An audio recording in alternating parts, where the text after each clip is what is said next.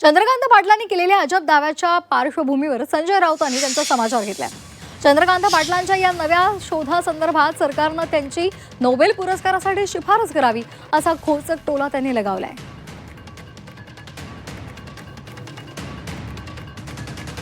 चंद्रकांत पाटील यांनी हा जो एक नवीन संशोधन केलेला आहे की हाताच दगड जे तिथे आहेत त्या दगडाचे ठसे घेतले जातील आणि त्याच्यानंतर ते आधार कार्डला लिंक केलं जाईल, ह्या त्यांच्या शोधाबद्दल देवेंद्र फडणवीस यांनी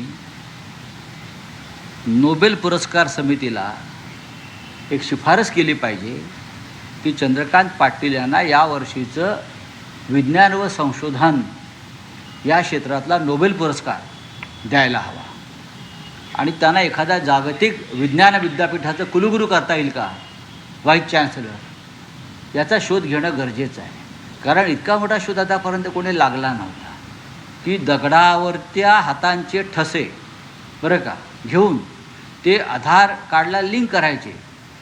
ते ज्यांनी आधार कार्डची निर्माण केलं ते नंदन निलकणी जे आहेत तर ते 2 दिवस कोमात गेले हा नवीन शोध ऐकून।